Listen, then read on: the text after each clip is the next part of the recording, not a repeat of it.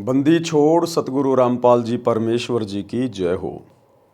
परमपिता परमात्मा सारी सृष्टि के रचनहार, कुल मालिक, असंख्य ब्रह्मांडों के स्वामी, जगत गुरु, तीनों लोकों में प्रवेश करके सबका भरण पोषण करने वाले राजाधिराज, आत्माधार, नाथों के नाथ, देवों के देव, महादेव, सर्वेश्वर, महेश्वर, मृत्युंजय, अजरो अमर, आदि अनादि सनातनी प्रभु, जगत पिता जगदीश्वर, श्री श्री 1008 की उपाधि के वास्तविक अधिकारी, अकाल मूरत शब्द स्वरूपी राम वासुदेव, सर्वगतम ब्रह्म, परम पूज्य, प्रथम पूज्य, परम संत, परम पुरुष, परम धनी, परम दयालु, सत्य कबीर, हक्का कबीर, अल्लाह अकबर, बाखबर, अल्लाह ताला, जगत के तारणहार, जगत के मुक्तिदाता, जगत के जगन्नाथ, हारे के सहारे, हिंदुओं के राम, मुसलमानों के अल्लाह, सिखों के वाहेगुरु, ईसाइयों के मसीह, दया के सागर दयानिधि, करुणा के सागर करुणानिधि, स्वयंभू परिभू, संकट मोचन, कष्ट हरण, मंगल करण, दुख भंजन, अविगत कबीर, निर्विकार निर्विषम परमात्मा, अलय अलेख सतगुरु,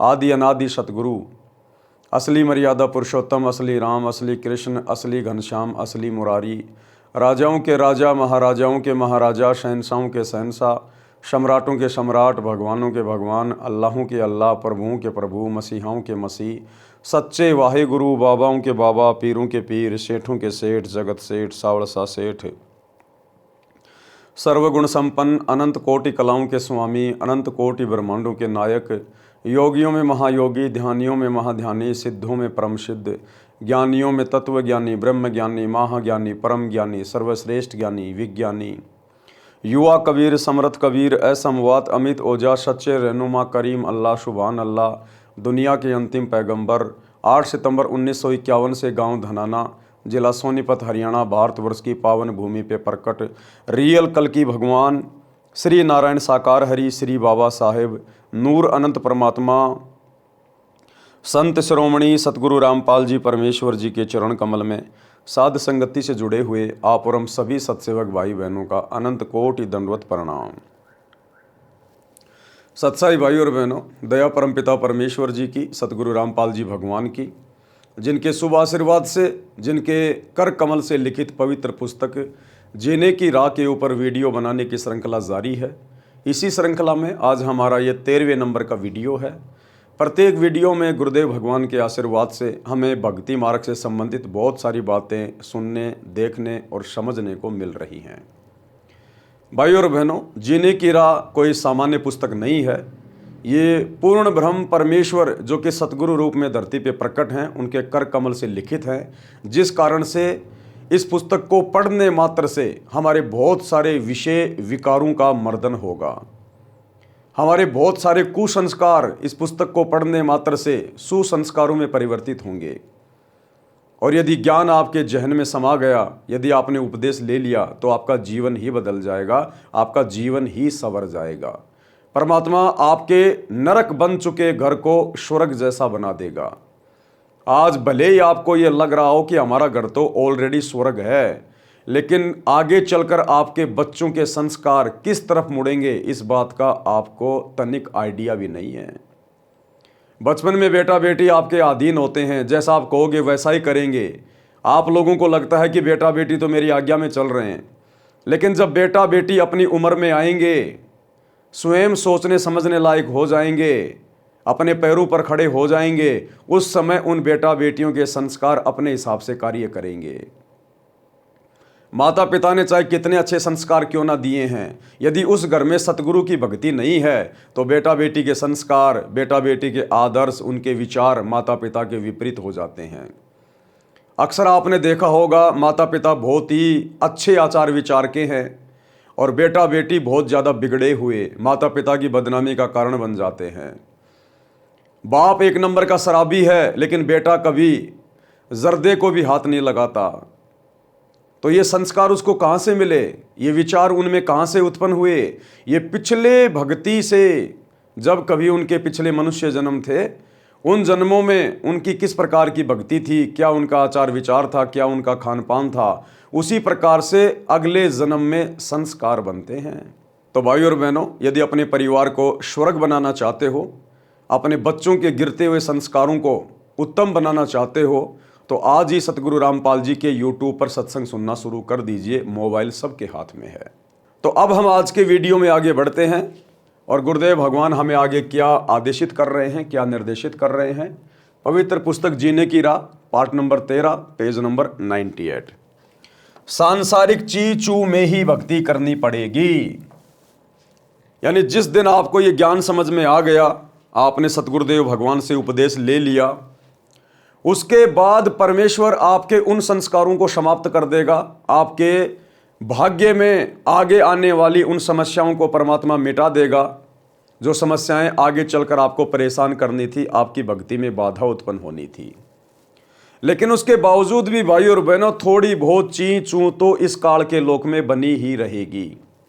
हाँ, अन्य जो सांसारिक लोग हैं, अन्य जो भक्तिहीन लोग हैं, अचानक से कोई दुर्घटना हो गई, पूरा का पूरा परिवार एक्सीडेंट में मर गया, युवा बेटा मर गया, बेटी मर गई, एक्सीडेंट में किसी का हाथ कट गया, किसी की आंख फूट गई, कोई असाध्य रोग हो गया, ये सारी चीज़ें फिर आपके परिवार में कभी भी घटित नहीं होंगी।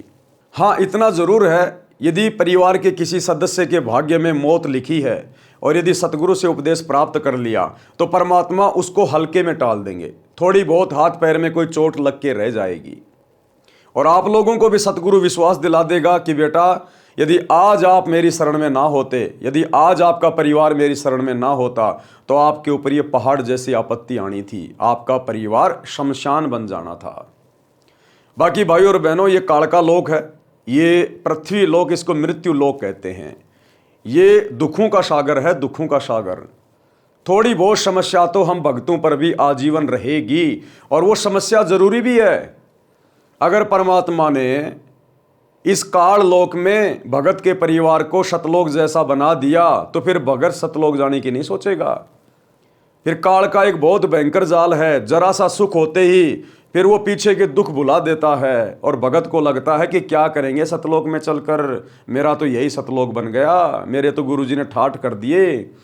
और धीरे धीरे आपका वो भाव, आपकी वो श्रद्धा भक्ति से और भगवान से धीरे धीरे कम होने लगेगी, जो आपके फिर से विनाश का कारण बन जाएगी। इसलिए परमात्मा आपको ऐसा कोई भी सुख नहीं देगा जो सुख आपके लिए बाधा उत्पन्न कर दे मोक्ष मार्ग में। इसलिए गुरुदेव कहते हैं कि सुख के माथे पत्थर पड़ो जो नाम हृदय से जाए, और बलिहारी उस दुख के ऊपर जो पल पल नाम रटाए। हल्का फुल्का दुख, हल्का फुल्का संकट कभी कभार गुरुदेव अपनी तरफ से देगा उस भगत को, जिस भगत का परमात्मा ने इसी मनुष्य शरीर में पूर्णतया उद्धार करना होगा, मोक्ष करना होगा। तो थोड़ी बहुत सांसारिक ची चू आप और हमारे शरीर में या घर में बनी रहेगी, लेकिन वो सांसारिक परेशानी, वो शारीरिक परेशानी हम भक्तों को भक्ति में बाधा उत्पन्न नहीं करेगी, हमारे को गुरुजी से जोड़ के रखेगी। जैसे कहते हैं ना कि मीठा मीठा दर्द है, मीठा मीठा दर्द है, वो मीठी मीठी परेशानी वो जरूरी है हमारी भक्ति को सफल होने के लिए। तो क्या कह रहे हैं गुरुदेव, इससे संबंधित गुरुदेव ने एक छोटी सी कथा भी सुनाई है। सांसारिक चीचू में ही भक्ति करनी पड़ेगी। एक थानेदार घोड़ी पर सवार होकर अपने क्षेत्र में किसी कार्यवश जा रहा था। जून का महीना था, दिन के 1 बजे की गर्मी और हरियाणा प्रांत। एक किसान रहट से फसल की सिंचाई कर रहा था। पहले लाइट नहीं होती थी, पहले ये मोटर वगैरह नहीं होती थी। किसान बैलों से चड़स के माध्यम से जो है पानी निकाला करते थे, या फिर रहट होते थे। रहट यानी एक लंबी सी पुली होती थी, उसके ऊपर छोटी छोटी बाल्टी नुमा लोहे के जो है सांचे वेल्ड कर दिया करते थे और बैलों के द्वारा फिर कुएं के अंदर से पानी निकाला जाता था। तो इस प्रकार के साधन थे पहले खेतों में सिंचाई करने के, कुओं से पानी निकालने के। तो वो पानी निकाला जा रहा था, बैलों द्वारा कोलों की तरह रहट को चलाया जाता था। बाल्टियों की लड़ी यानी चैन जो पुली यानी चक्री के ऊपर चलती थी, जिससे कुएं से पानी निकलकर खेत में जाने वाली नाली में गिरता था। रहट के चलने से जोर जोर की ची चू की आवाज हो रही थी। दरोगा तथा घोड़ी दोनों प्यास से व्याकुल थे। थानेदार ने पानी पीने तथा घोड़ी को पिलाने के लिए रहट की ओर प्रस्थान किया। रहट से हो रही जोर जोर की ची चू की आवाज से घोड़ी फड़क कर यानी डर कर दूर भाग गई। थानेदार ने किसान से कहा कि इस ची चू को बंद कर। किसान ने बैलों को रोक दिया। रहड़ चलना बंद हो गया। कुएं से पानी निकलना बंद हो गया। जो पानी पहले निकला था उसे जमीन ने अपने अंदर समा लिया। दरोगा घोड़ी को निकट लाया तो देखा कि नाली में पानी नहीं था। दरोगा ने कहा कि हे किसान, पानी निकाल। किसान ने बैल चला दिए। रहड़ से ची चू की आवाज और पानी दोनों चलने लगे। घोड़ी फिर फड़क गई और 1 एकड़ यानी 200 फुट की दूरी पर जाकर रुकी। दरोगा ऊपर बैठा था। दरोगा ने फिर कहा कि किसान, शोर बंद कर। किसान ने बैल रोक दिए। पानी नाली से जमीन में जाते ही समाप्त था। घोड़ी को निकट लाया, पानी नहीं मिला तो फिर पानी निकालने का आदेश दिया। रहड़ चलते ही घोड़ी दौड़ गई। किसान ने कहा कि दरोगा जी, इस रहट की ची चू में ही पानी पीना पड़ेगा, नहीं तो दोनों मरोगे। दरोगा घोड़ी से उतरा, लगाम पकड़कर धीरे धीरे घोड़ी को निकट लाया। चलते रहट में ही दोनों ने पानी पिया और जीवन रक्षा की। इसलिए सांसारिक कार्यों को करते करते ही भक्ति, दान, धर्म, सुमरण करना पड़ेगा। अवश्य कीजिए। आप सोचो कि ये पृथ्वी लोक ही सतलोक बन जाएगा, ऐसा बिल्कुल भी असंभव नहीं है। जो सुख हमें सतलोक में प्राप्त हैं, यदि उनका अंश मात्र भी परमेश्वर ने हमें यहां दे दिया तो भी हम इस काल के जाल में फंस जाएंगे। इस काल के जाल में तो जिस आत्मा का परमात्मा ने पूर्णतया उद्धार करना होगा, उस आत्मा को गुरुदेव भगवान अपने हिसाब से चलाएगा भक्ति मार्ग पर। क्योंकि हॉस्पिटल में डॉक्टर की शरण में जाने के बाद फिर मरीज की नहीं चलती। फिर जैसा डॉक्टर चाहेगा उसी हिसाब से उपचार करेगा। मरीज के रोने धोने से, चीखने चिल्लाने से डॉक्टर कभी जल्दबाजी नहीं करेगा, अपने ट्रीटमेंट को चेंज नहीं करेगा। तो अध्यात्म का डॉक्टर है सतगुरु, और सतगुरु ने देखना है कि ये भगत किस प्रकार से इस काल के लोक में टिक कर भक्ति करेगा। क्योंकि सतगुरु अंतर्यामी होते हैं। इसलिए यदि हमें सतगुरु की शरण प्राप्त हो गई है और यदि फिर भी थोड़ी बहुत कोई सांसारिक ची चू है, घर में कोई सास बहू का हल्का फुल्का झगड़ा है, पति या पत्नी के साथ में नोक झोंक हो जाती है, शरीर में हल्का फुल्का कोई दर्द है, थोड़ी बहुत कोई प्रॉब्लम रहती है, तो ये समझना कि ये गॉड गिवन है। गॉड गिवन ये सतगुरुदेव भगवान अपनी तरफ से देख के रखे हुए हैं ताकि हमारी बुद्धि सेंटर में रहे और हम सतगुरुदेव भगवान को याद करते रहें। उस परेशानी और दुख के डर से, भय से हम ये भक्ति करते रहें। इसलिए भक्ति मार्ग में आने के बाद यदि कोई हल्का फुल्का कष्ट है तो सतगुरु का प्रसाद समझकर आपने भक्ति पर लगे रहना है। अब भक्ति से क्या होगा? आयु तो थोड़ी सी शेष है। बहुत सारे भाई बहन जिनको बुढ़ापे में जाके ये सतज्ञान मिलता है, गुरुजी का सत्संग सुनने को मिलता है, जिनकी 60 साल की, 70 साल की, 80 साल की उम्र हो चुकी है, तो उनके मन में एक डर बैठ जाता है, एक भय बैठ जाता है, एक चिंता हो जाती है कि भाई ज्ञान तो एक नंबर का है, भक्ति तो इसके अलावा और धरती पे नहीं है। हमने तो अपना जीवन बर्बाद ही कर दिया अन्य देवी देवताओं की पूजा पाठ करके, मंदिर में, मस्जिद में, चर्चों में, गुरुद्वारों में धक्के खा के। लेकिन उनको एक चिंता बन जाती है कि अब हमारा क्या बनेगा। पूरी जिंदगी तो हमने वो घिसी पीटी आधे अधूरे भगवानों की भक्ति करी, जिसका कोई लाभ नहीं था, कोई फायदा नहीं था। अब जाके पता चला अब आगे हम क्या भक्ति करें, हमारी तो उम्र ही बहुत थोड़ी बची है, अब आगे हम यह भक्ति कैसे सफल करेंगे। तो उनको चिंता बन जाती है। तो गुरुदेव भगवान समझा रहे हैं एक छोटी सी कहानी के माध्यम से कि आपकी चाहे 90 साल की उम्र क्यों ना है, आपकी मृत्यु चाहे 2 दिन बाद ही क्यों ना है, यदि आपने ये भक्ति स्वीकार कर ली, यदि आपने सतगुरु से उपदेश ले लिया और सतगुरु से उपदेश लेते ही यदि आपका शरीर भी छूट गया, तो भी आप इस भक्ति से वो धन लेके जाओगे, आप वो फायदा उठाओगे जो फायदा 100 वर्ष वो आधे अधूरे भगवानों की भक्ति करते करते भी आप जी नहीं उठा पाए। यदि आपने आज ही सतगुरु से उपदेश ले लिया और उपदेश लेते ही यदि आपकी मृत्यु हो जाती है, भले आपने एक भी नाम का सुमरण नहीं किया, बस आपने सतगुरु के मुख से सुना, सतगुरु के मुख से उस मंत्र को सुनने मात्र से आपको अगला जन्म मनुष्य का मिलेगा, स्त्री या पुरुष का, और किसी भगत के घर में परमात्मा पैदा करेगा। आंखें खोलते ही सच्चाई बोलना शुरू करेगा, बचपन से भक्ति शुरू हो जाएगी। इतना बड़ा बेनिफिट केवल इस भक्ति में है, अन्य दुनिया की किसी भक्ति में नहीं है। एक मनुष्य जन्म भी एक्स्ट्रा नहीं दे सकती दुनिया की अन्य कोई भक्ति। मनुष्य जन्म तो छोड़िए, एक श्वास भी एक्स्ट्रा नहीं मिल सकता आपको अन्य ब्रह्मा विष्णु महेश की भक्ति से, अल्लाह मौला की भक्ति से। और सतगुरु की भक्ति से आपको मनुष्य जन्म मिलेगा डेफिनेटली, तुरंत। यदि आपकी भक्ति भी अधूरी रह गई, किसी कारण से आप भक्ति पूरी नहीं कर पाए, तो आपको 84 लाख योनियों में सतगुरु नहीं जाने देगा। तुरंत आपको मनुष्य जन्म देगा सतगुरु, और बचपन से आपको फिर अपनी शरण में ले लेगा। अब भक्ति से क्या होगा, आयु तो थोड़ी सी बची है। जिला जिंद में गांव मनोरपुर में भगत रामकुमार जी के घर 3 दिन का पाठ तथा सत्संग हो रहा था। गांव में पुरुष सत्संग को पाखंड मानते हैं, क्योंकि पुराने जमाने में सत्संग का आयोजन वृद्ध स्त्रियां करती थी। रात्रि में सत्संग करती थी, दिन में पुत्र वधू को भाई भतीजों की गालियों से कोसती थी, बद्दुआ देती थी। कोई कोई तो दूसरे के बिटोड़े से गोसे ऊपड़े तक चुरा लेती थी। कभी पकड़ी जाती तो बदनामी होती थी। इसी तरह की घटनाओं से सत्संग नाम से लोगों को एलर्जी थी। भगत रामकुमार जी के पूरे परिवार ने दीक्षा ले रखी थी। उनको पता था कि यह सत्संग भिन्न है। जब रामकुमार जी के पिताजी को पता चला कि हमारे घर में बड़ा बेटा सत्संग करा रहा है, तो बहुत ज़्यादा बेइज्जती मानी और सोचा कि गांव क्या कहेगा। इसलिए वह वृद्ध 3 दिन तक अपने बड़े बेटे के घर पर नहीं आया। छोटे बेटे के घर चौबारे में रहा, जो कि पास में ही था।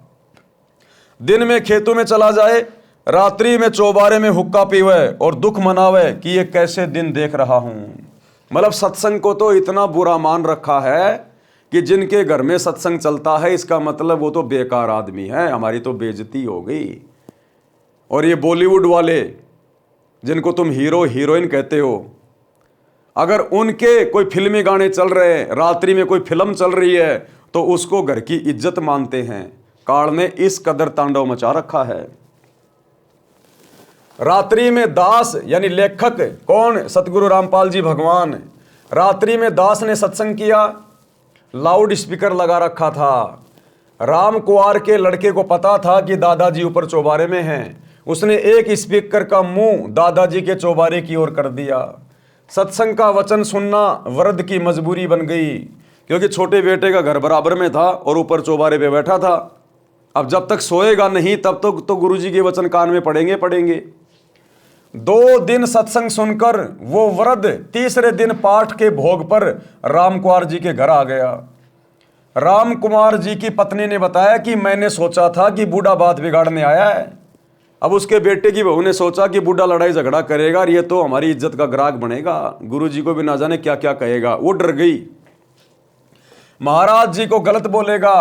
पाठ का भोग लगने के पश्चात रामकुमार जी के पिताजी मेरे सामने बैठ गए और कहने लगे, यानी गुरुदेव भगवान के सामने बैठ गया वो बूढ़ा और आंखों से आंसू निकालने लगा और कहने लगे, महाराज जी मैं तो इस सत्संग से घना नाराज था, परंतु 2 दिन आपकी बात सुनी, मेरे को झंझोड़ कर रख दिया। मैंने तो मनुष्य जीवन का पूरा ही नाश कर दिया। यानी मैंने तो केवल 2 के 4 बनाए। अपने बच्चों के लिए दिन रात मेहनत करके बैल की तरह मैंने तो जमीन खरीद दी, मकान बना दिए, और मैं तो अपने आप को धन्य समझ रहा था। आज आपके सत्संग से पता चला मैंने तो मेरा जीवन बर्बाद कर लिया, बर्बाद। अरे जिस विशेष कार्य के लिए मेरे को परमात्मा ने मनुष्य जन्म दिया था, उसकी तो मैंने शुरुआत भी नहीं की। और मैं तो अपने आप को पोता पोती वाला मान रहा था, अपने आप को कार कोठी वाला मान रहा था कि मेरे सब बेटे शादीशुदा हैं, उनके बच्चे हो गए, सब ने अलग अलग मकान बना लिए। मैंने तो अपना जीवन बर्बाद कर दिया भक्ति की शुरुआत ना करके। मैंने तो मनुष्य जीवन का पूरा ही नाश कर दिया। मैंने 8 एकड़ जमीन और मोल ली, दोनों बेटों को पाला पोसा, दिन रात खेती के काम में लगा रहा। आपके विचारों से पता चला है कि मैंने तो जीवन नाश कर दिया। अब 75 साल की आयु हो चुकी है, अब भक्ति से क्या बनेगा।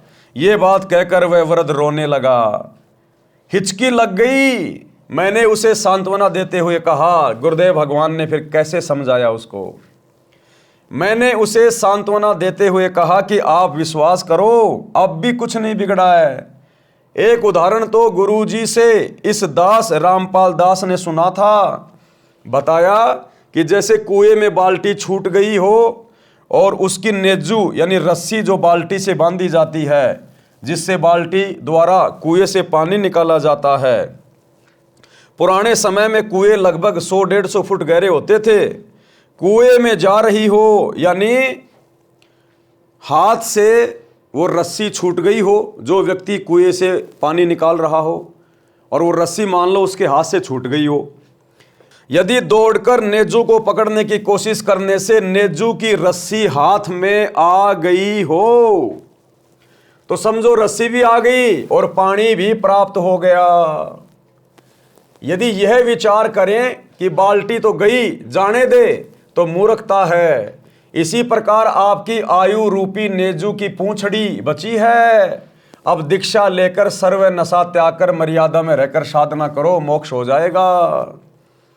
जैसे पहले के समय में बाल्टी से और एक लंबी सी रस्सी होती थी जिसको लाव भी कहते थे, जिसको बर्री भी कहते थे, और कुएं के ऊपर एक चाक लगा दिया जाता था जैसे गाड़ियों के व्हील होते हैं इस प्रकार का, और उसके माध्यम से उस रस्सी के द्वारा बाल्टी को बांधकर कुएं से पानी निकाला जाता था खींच खींच के। तो गुरुदेव कह रहे हैं यदि किसी की वो बाल्टी और रस्सी हाथ से छूट गई है और वो बाल्टी रस्सी समेत कुएं में जा रही है और दौड़कर यदि पानी भरने वाले ने उसकी लास्ट की पूंछड़ी भी पकड़ ली, उसका लास्ट का हिस्सा भी यदि पकड़ लिया, तो कुछ भी बात नहीं बिगड़ी। दोबारा से खींच लेंगे, वो रस्सी भी आ जाएगी, बाल्टी भी आ जाएगी, साथ में पानी भी आएगा नीचे से। तो इसी प्रकार जो सत भक्ति अब वर्तमान में परमात्मा धरती पर लेके आए हैं सतगुरु रामपाल जी, अगर आपके अंतिम समय में भी आपको यदि ये भक्ति मिल गई तो भी आपका कुछ नहीं बिगड़ा। आपने भक्ति का बीज डाल लिया, और सतगुरु की भक्ति का बीज एक बार जिस आत्मा के अंतःकरण में डल गया, उस आत्मा को परमात्मा 84 लाख योनियों में नहीं जाने देता, और तुरंत उसको अगला जन्म गुरुदेव मनुष्य का देते, मनुष्य का, स्त्री या पुरुष का। और यदि वो व्यक्ति वास्तव में भक्ति करना चाहता है, उसको ज्ञान समझ में आ गया, तो उम्र बढ़ाना तो सतगुरु के हाथ में है। सतगुरु उसी जीवन में आपकी उम्र भी बढ़ा देगा, 10 साल 20 साल जितनी चाहो जितनी ले लो भक्ति के लिए। तो सतगुरु की भक्ति में तो 12-25 हैं, 5 उंगलियां घी में है, कोई नुकसान ही नहीं है। तो बुढ़े को यह बात बिल्कुल फिट बैठ गई। उसी समय उस भगत आत्मा ने दीक्षा ली और पूरी लगन के साथ भक्ति की। वह 85 वर्ष की आयु में शरीर त्याग कर गया। यानी जिस समय नाम दीक्षा ली 75 साल का था, परमात्मा ने 10 साल उसकी ओर बढ़ा दी और 10 साल तक अपनी भक्ति करके गया। वह 85 वर्ष की आयु में शरीर त्याग कर गया, जीवन सफल किया। वह हुक्का पीता था, उसी दिन त्याग दिया और आजीवन हाथ भी नहीं लगाया। राम कुंवर के छोटे भाई के परिवार ने भी नाम लिया। वृद्ध भगत उनको स्वयं लेकर सत्संग आता था, भक्ति करने को कहता था। गांव मनोरपुर के लोग आश्चर्यचकित थे कि इतना हुक्का पीने वाले ने कैसे हुक्का छोड़ दिया, हुक्का पीने वालों के पास भी नहीं बैठता। ठीक इसी प्रकार भाइयों और बहनों, आप चाहे कितने कुकर्मों में लिप्त हैं, आपने कितने बड़े बड़े कुकर्म कर दिए, अपराध कर दिए, जिस दिन आप ये ज्ञान समझकर अपनी आत्मा के कल्याण के लिए सतगुरु रामपाल जी से उपदेश प्राप्त करते हैं, परमेश्वर आपके तमाम कुकर्मों के ऊपर क्रोश मार देगा, कांटा मार देगा। धर्मराय, चित्रगुप्त आपका कुछ नहीं बिगाड़ सकते, कुछ भी नहीं कर सकते, क्योंकि धर्मराज की बही में, चित्रगुप्त के कागजों में उनको जो भी हिसाब किताब बना के दिया जाता है, यही कबीर परमात्मा सतगुरु रामपाल जी बना के देते हैं। अंतिम लेखनी इनके हाथ में है। भक्ति के ये एडमिन हैं, मास्टर हैं। जैसा ये कहेंगे वैसा ही होगा। इसलिए भक्ति करनी अति आवश्यक है, अनिवार्य है, वरना मनुष्य जन्म धीरे धीरे बर्बादी की ओर जा रहा है। परमात्मा कहते हैं एक कै चोट सिधारिया जिन मिलन दा चाह, जिनको वास्तव में परमात्मा की चाहत है, परमात्मा की अच्छी आत्मा है, किसी कारण से उनको ये ज्ञान और नाम नहीं मिल पा रहा था, कहते हैं जब उनको सत्संग सुनने को मिलता है, एक ही सत्संग में उनके कलेजे पे चोट लग जाती है कि हमने करना क्या चाहिए था और इतने दिनों से हम कहाँ बैठे थे, हम क्या कर रहे थे, हमने तो भक्ति की शुरुआत भी नहीं की, अभी तक तो हमारी श्वासें बिल्कुल व्यर्थ में जा रही थी। हरियाणवी कहावत है कि घाम का और ज्ञान का चमका सा लाग गया करे। ज्ञान का और घाम का तो चमका सा होता है। जिस प्रकार किसी को लू लगनी हो, यदि किसी को जेठ के महीने में लू लगनी हो, हैजा होना हो, तो जेठ के महीने में हल्की सी धूप में बाहर निकलते ही वो आदमी बीमार हो जाता है। उसको कहते हैं घाम। घाम यानी धूप लगना। और जिस आदमी को सत्संग समझ में आना होगा, परमात्मा कहते हैं एक झटके में आ जाएगा। एक या दो सत्संग सुनने से ही उसकी आत्मा तड़प जाएगी, उसको चोट लगेगी कि तू क्या कर रहा था, क्या करना चाहिए था। तो कहते हैं ज्ञान का और घाम का तो चमका सा ही होता है। बाकी भाई कितने सत्संग सुनते रहो, फिर वो चिकना घड़ा हो जाता है, फिर वो बात को हल्के में ले लेता है। शब्दार्थ भावार्थ है कि भादवा के महीने में धूप यानी घाम का जोर अधिक होता है। खेत में काम करने वालों को घाम मार जाता है। घाम मारना, धूप से शरीर में हानि होना, हैजा हो जाना, जिस कारण से शरीर में गर्मी बढ़ जाती है, जवर हो जाता है, इसको कहते हैं घाम मार गया। वह व्यक्ति वैद्य को कहता था कि मुझे तो पता भी नहीं चला कब घाम मार गया। वैद्य कहता था कि घाम का तो चमका सा लगता है, यानी अचानक प्रभाव पड़ जाता है। इसी प्रकार जिनको ज्ञान का प्रभाव होना हो तो एक दो बिंदु पर ही ज्ञान हो जाता है और भक्ति पर लग जाता है। चौधरी जीता जाट को ज्ञान हुआ। अब ये चौधरी जीता जाट कौन था, कहाँ का था, कैसे इनको ज्ञान हुआ, और पहले ये चौधरी जीता जाट जी कितनी बड़ी गफलत में जी रहे थे, और जब इनको संत का सत्संग सुनने को मिला उसके बाद इनका जीवन परिवर्तित हो गया, इनका हृदय परिवर्तित हो गया। गांव खेकड़ा, जिला बागपत, उत्तर प्रदेश में लगभग 275 वर्ष पहले एक जीता राम जाट था। 900 बीघा जमीन थी। गांव का नंबरदार था, सबसे धनी तथा पंचायती आदमी था। सत्य का पक्ष लेता था, झूठ को महत्व नहीं देता था। उसी गांव खेकड़ा में एक संत गीसादास जी उस समय में सत्संग किया करते थे। यानी परमात्मा कबीर जी ही भिन्न भिन्न रूप धारण करके अपनी आत्माओं को सत्संग देने के लिए, ज्ञान समझाने के लिए यहाँ पर आते रहते हैं। तो जो गीसा संत जी थे वे चमार जाति में आए हुए थे। उस समय छुआछात चरम पर थी। संत गीसादास जी को परमेश्वर कबीर जी लगभग 7-8 वर्ष की आयु में जंगल में मिले थे। उनको यथार्थ ज्ञान तथा दीक्षा देकर अंतर ध्यान हो गए थे। बड़े होकर संत श्री गीसादास जी सत्संग करने लगे। आसपास के व्यक्ति सत्संग सुनकर दीक्षा लेकर संकट मुक्त होने लगे। दिन में अपने निर्वाह के लिए कार्य करते तथा रात्रि में सत्संग सुनते थे। महीने में 2 दिन सत्संग करते थे। रात्रि के सत्संग में स्त्रियां पुरुष दोनों जाते थे। गांव में चर्चा चलने लगी कि रात्रि में स्त्रियों का जाना उचित नहीं है, कुछ भी अप्रिय घटना हो सकती है, इसलिए सत्संग को बंद कर दिया जाए।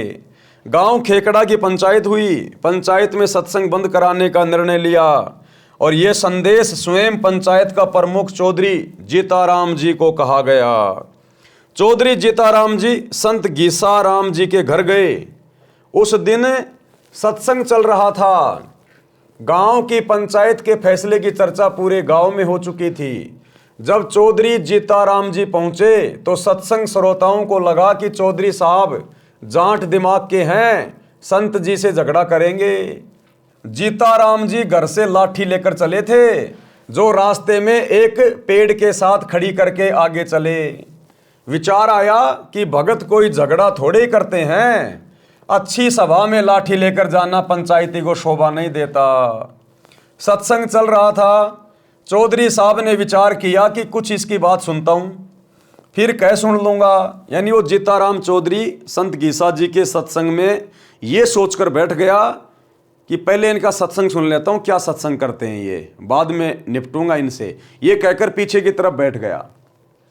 सत्संग में वही ज्ञान बताया गया जो आप जी हरलाल जी के प्रकरण में पढ़कर आए हैं। चौधरी साहब तो भावुक हो गए, आंखों से आंसुओं की धारा बह चली। उठकर संत गीसा जी के चरणों में सिर रख दिया और कहा कि हे गुरुदेव, मुझ अपराधी को मारो चाहे छोड़ो, गलती बहुत बड़ी कर दी है। क्या गलती कर दी कि आप जैसे महापुरुष के प्रति मन में दोष पैदा करके, आपके साथ में लड़ाई झगड़ा करने के मकसद से, आपके साथ में मार पिटाई करने के मकसद से मैं नीच यहां पर आया हूं। मैं तुच्छ जीव सत्संग बंद करने का आदेश लेकर आया हूं। क्षमा करो प्रभु, आप दिल खोलकर सत्संग करो, कोई नहीं रोकेगा। संत गीसा जी ने कहा कि चौधरी साहब, जो काम करने आए थे वो कीजिए। जीता जाट फिर रोने लगा और बोला, क्षमा करो, मुझे दीक्षा दो।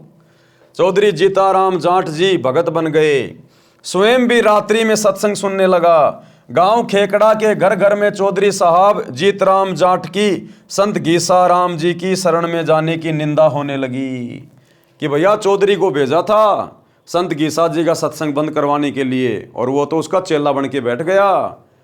तो संत जीता जी की निंदा होने लगी पूरे गांव में कि काहे का चौधरी है, काहे का पंचायती है। कहने लगे संत गीसाराम शेवड़ा है, जादू जंत्र जानता है, गांव के चौधरी पर तांत्रिक क्रिया करके अपने वश कर लिया है, सम्मोहन जंत्र मंत्र जानता है। चौधरी जीताराम जी के घरवाले, लड़के तथा भाई, चाचा, ताऊ सब जीताराम जाट तथा गीसाराम संत के विरोधी हो गए। गांव वाले चौधरी जीताराम से कहने लगे कि चौधरी साहब, बुढ़ापे में यानी वृद्ध अवस्था में आप भी बिगड़ गए। चौधरी जीताराम जी को आध्यात्मिक घाम मार गया था, यानी बात उनके समझ में आ गई थी, यानी ज्ञान का प्रबल प्रभाव हो गया था। वह कहते थे कि हे गांव वालों, मेरे तो भाग्य जाग गए जो मैं भगत बन गया और आपकी नजर में बिगड़ गया। भगवान करे मेरे की तरह तुम सारे बिगड़ जाओ, यानी तुम सारे परमात्मा के सत्संग में आ जाओ। इस प्रकार से तो बिगड़ना भी अच्छा है। जिस सत्संग में आत्मा का कल्याण हो, जीवन जीने का तरीका पता चल जाए, मकसद पता चल जाए, जिसको तुम बिगड़ना कहते हो, ये बिगड़ना तो मुझे बहुत पहले ही चाहिए था, लेकिन मेरा दुर्भाग्य कि मैं पहले नहीं बिगड़ पाया। बिना बिगड़े काम नहीं चलेगा।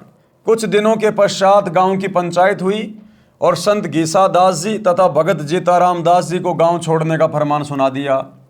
दोनों गुरु शिष्य तुरंत गांव छोड़कर दूर स्थान पर एक गांव में सत्संग करके जनता को समझाने लगे।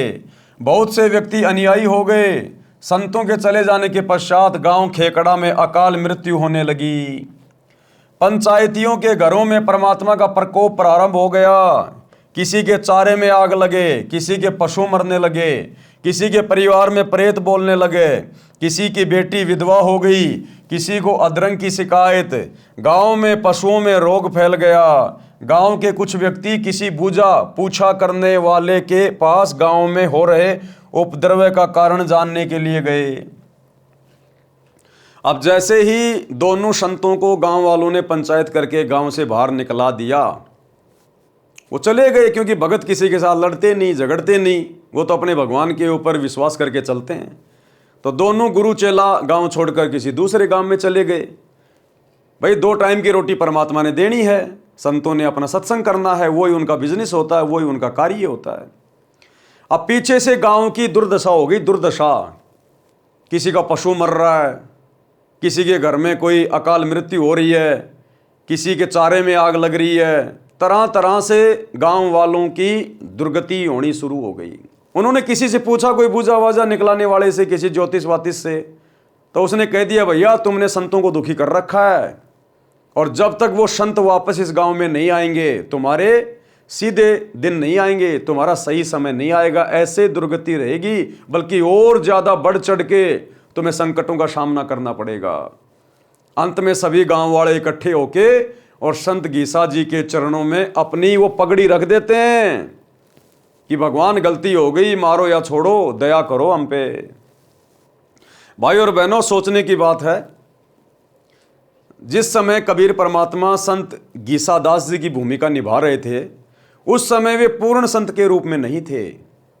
ज्ञान तो उनके पास वही था, समाधान तो वही था, लेकिन वो आगे किसी को देना नहीं था, केवल आत्माओं को वर्तमान भक्ति युग तक चार्ज करना था। आज सतगुरु रामपाल जी परमेश्वर, ये कबीर परमात्मा फुल टू फुल फॉर्म में हैं। आज भक्ति युग है और गुरुदेव इस भक्ति का, मोक्ष का पूर्ण कोर्स लेकर आए हैं। 2014 बरवाला कांड, आने वाला समय युग परिवर्तन का 2028। दुनिया ने आपत्ति मोल ले ली, आपत्ति मोल। सेम टू सेम यही सिचुएशन आने वाले 3 से 4 वर्षों में अकेले भारत की नहीं, पूरी दुनिया की होने जा रही है। जो तांडव आप लोगों ने आज से पहले कभी नहीं देखा होगा, अब आपको देखने को मिलेगा। जगह जगह सूखा पड़ेगा, अकाल, अतिवृष्टि, अनावृष्टि, ओलावृष्टि, युद्ध होगा, महायुद्ध होगा, जगह जगह महामारियां आएंगी, भूकंप आएंगे। दुनिया पूरी तरह से संकट की गोद में आएगी, संकट की गोद में। लोग सोच नहीं पाएंगे ये हो क्या गया, अचानक से देश दुनिया को क्या हो गया। लेकिन उसका कारण क्या होगा? सन 2014 बरवाला कांड। परम संत जो हिसार की जेल में बैठे हुए हैं, संतों के साथ में बदतमीजी, संतों के साथ में ऐसा दुर्व्यवहार प्रशासन का, जनता का। आने वाले समय में ये जनता नाक रगड़ रगड़ के अपनी इन गलतियों के लिए माफ़ी मांगेगी, नाक रगड़ रगड़ के। और जैसा कि दास बहुत पहले आप लोगों को बता चुका है, आने वाले समय में इस देश को बचाने के लिए देश के शीर्ष नेता सतगुरु रामपाल जी के पैर पकड़ कर लेके आएंगे, पैर पकड़ कर। जैसे कि मीराबाई को उस राणा ने अपनी नगरी से निकाल दिया था। मीराबाई दुखी होकर वृंदावन में चली गई थी, पीछे से उस राणा की नगरी में अकाल पड़ा, भयंकर दुर्भिक्ष। पता चला, किसी ज्योतिष ने बताया कि आपने किसी संत को दुखी कर रखा है, जब तक वो संत वापस नहीं आएगा तेरी नगरी में ठीक ठाक नहीं होगा कुछ भी।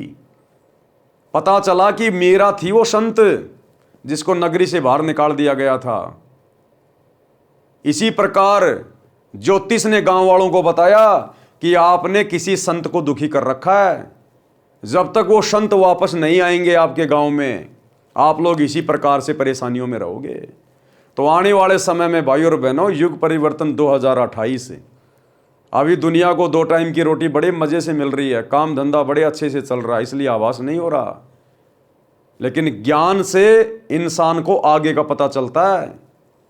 भविष्यवाणियां पहले से हो चुकी हैं, और भविष्यवाणियां हो ना हो, परम संत के साथ में, परम संत स्वयं परमात्मा होता है जो सतगुरु रूप में धरती पे आकर प्रकट होकर ज्ञान देता है, लीला करता है। उनके साथ में ऐसा दुर्व्यवहार इस देश ने और देश की जनता ने अपने पैर के ऊपर कुल्हाड़ी मारी है। ठीक वही लीला, वही घटनाएं फिर से वर्तमान में दोहराई जाएंगी 2028 के आसपास। गांव के कुछ व्यक्ति किसी बूझा पूछा करने वाले के पास गांव में हो रहे उपद्रव का कारण जानने के लिए गए। बूझा वाले ने बताया कि आपके गांव में 2 संत भगत रहते थे, वे गांव से चले गए हैं, वे वापस आएंगे तो गांव बसेगा, अन्यथा उजड़ जाएगा। उन व्यक्तियों ने गांव में आकर पंचायत करके सब बात बताई। गांव के गणमान्य व्यक्ति संत भगत को वापस लाने के लिए उस गांव में गए। भगत जीता दास ने गुरुजी गीसा दास जी से कहा कि लगता है गुरुदेव यहाँ से भी निकलवाने गांव वाले आ गए हैं, देखो वे आ रहे हैं। संत गीसा दास जी बोले, रख लो चद्दर कंधे पर, चलते बनेंगे। इतने में गांव के चौधरी निकट आ गए और अपने अपने सिर के साफे यानी खंडवे, वो पगड़ी संत गीसा व भगत जीता जी के चरणों में रख दिए।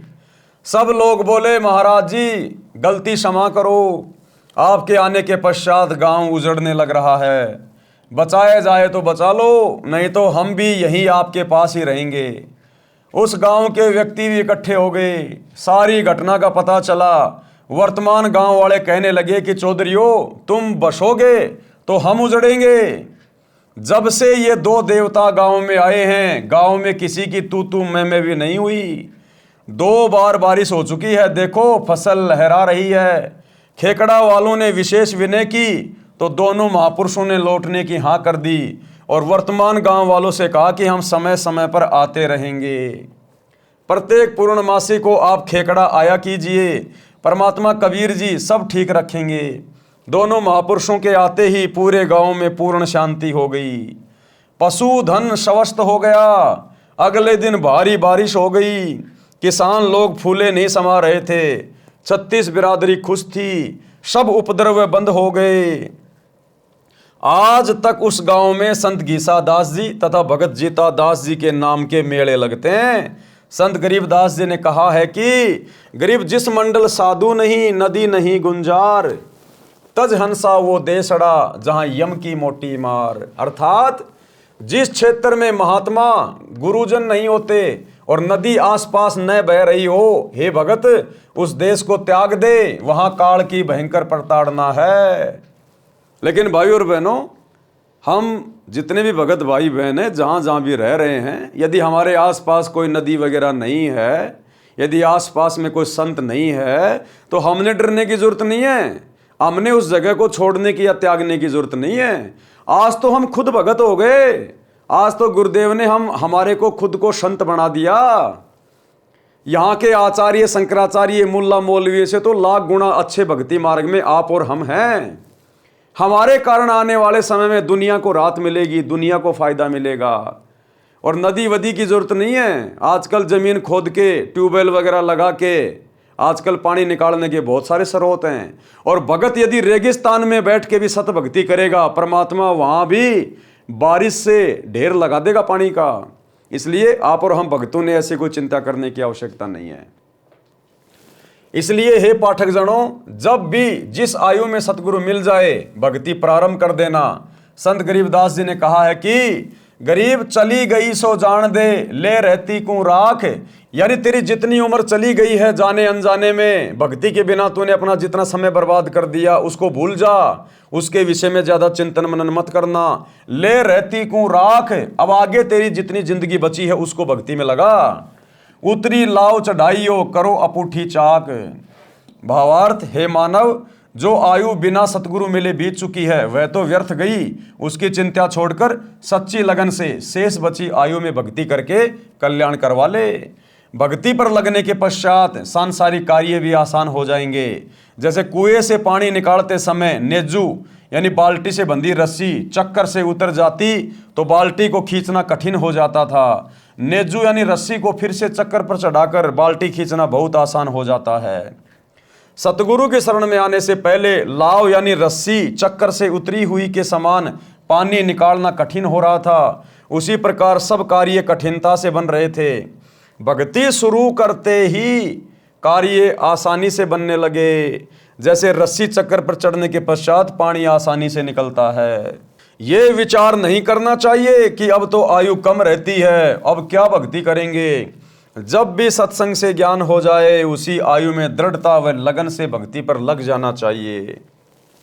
भावार्थ, जो आयु चली गई उसकी चिंता छोड़कर शेष की रक्षा करो, यानी भक्ति दान सेवा में लगा दो।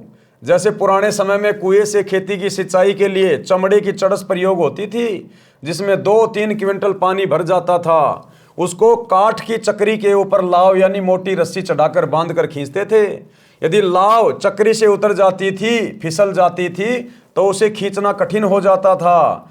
उसको जैसे तैसे पुनः चक्री पर चढ़ाया जाता था, जिससे चड़स को बाहर निकालना आसान हो जाता था, जो उससे लाभ लेने का यथार्थ तरीका है। इसलिए हे मानव, यदि गुरु शरण नहीं ली तो आपकी लाव उतरी पड़ी है।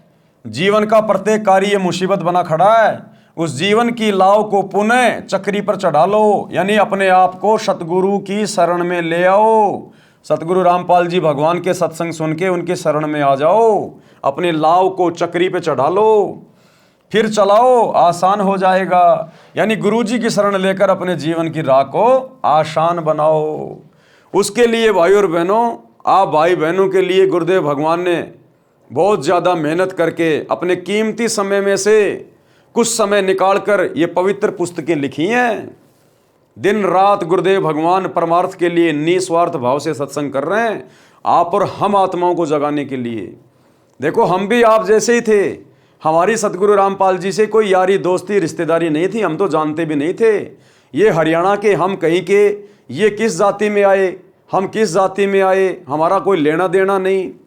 लेकिन हमने भी इनके सत्संग सुने, मोबाइल पे, टीवी पे, पुस्तकें पढ़ी, तो पता चला कि हम तो अपना जीवन बर्बाद कर रहे हैं बिना सतगुरु की सच्ची भक्ति के। और हम तुरंत ज्ञान को समझकर गुरुदेव की शरण में आ गए। तो इसी प्रकार भाई और बहनों, परमात्मा के सत्संग किसी विशेष के लिए नहीं होते हैं। परमात्मा तो सर्व मानव शरीरधारी स्त्री पुरुषों के लिए ज्ञान देते हैं। जो अधिकारी आत्मा होगी, जिसने अपने मनुष्य जीवन को सफल करना होगा, गधे कुत्ते सूअर की 84 लाख वाली योनियों में जाने से बचना होगा। और इस जन्म में यहाँ रहते सहते जब तक उसकी उम्र है, यदि उसने प्राकृतिक आपदाओं से, शारीरिक परेशानियों से या अन्य काम धंधे की मुश्किलों से बचना है, तो भाई सतगुरु की शरण अतिशीघ्र ग्रहण कर लेनी चाहिए। अन्यथा आने वाला समय युग परिवर्तन का है, वैसे भी बहुत बुरी बीतने वाली है।